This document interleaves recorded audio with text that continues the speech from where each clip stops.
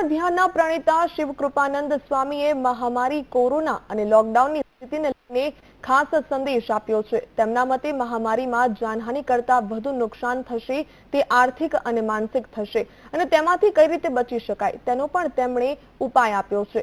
તમે પણ સાંભળો શું કહ્યું તેમણે। कोरोना वायरस की समस्या से देश कब तक बाहर आ सकता है? कोरोना वायरस की समस्या शरीर के संबंधित है।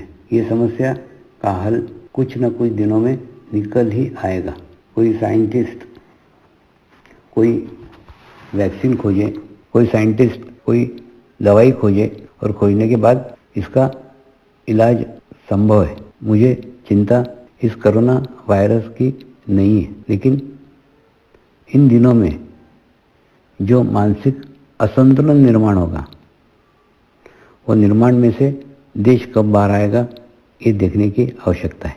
देखिए, वो मानसिक संतुलन का भाग काफ़ी समय तक चलने वाला है। करीब करीब पूरा साल ही इसमें ठीक होने में लग जाएगा, क्योंकि जो घटना हुई है उस घटना का प्रभाव मनुष्य के ऊपर पड़ता ही है।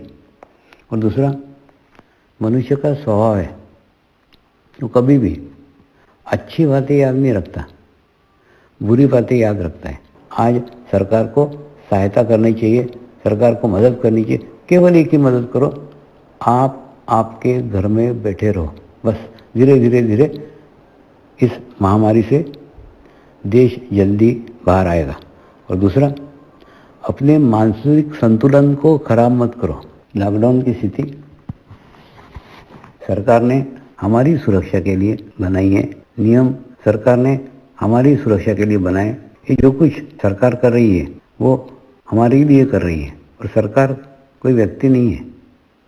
इसलिए एक प्रकार की व्यवस्था है, एक प्रकार की यंत्रणा है।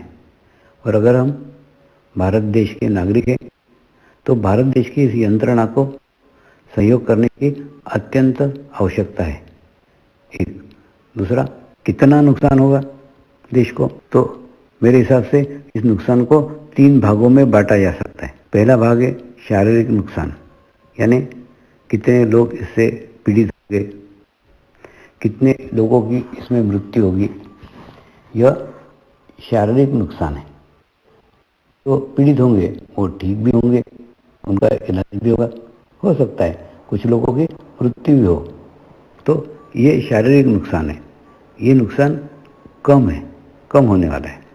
ज़्यादा नुकसान होने वाला है आर्थिक, यानी अभी जो आर्थिक समस्या निर्माण हो रही है वो केवल देश की नहीं, किसी परिवार की नहीं, किसी कंपनी की नहीं, व्यक्तिगत लोगों की निर्माण होने वाली है। क्यों? क्योंकि जो बीच का समय बीतेगा ना, उसमें जो गैप निर्माण होगी, उस गैप को भरने के लिए कई दिन लग जाएंगे। तो एक शारीरिक नुकसान होगा, एक आर्थिक नुकसान होगा, और इन दोनों नुकसानों से अधिक मानसिक नुकसान होगा।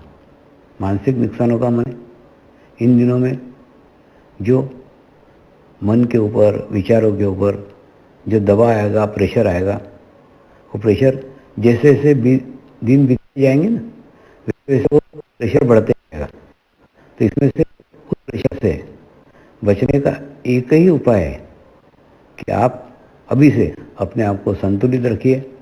आप अपने आप को इतना संतुलित रखिए कि हो सकता है आपका कोई घर का मेंबर मानसिक रूप से असंतुलित हो जाए तो आप उसको भी सहारा दे सके। देखिए, अभी भी व्यवस्था के अंदर सारा कोरोना वायरस चल रहा है और डॉक्टरों के ऊपर विचार कर रहे हैं।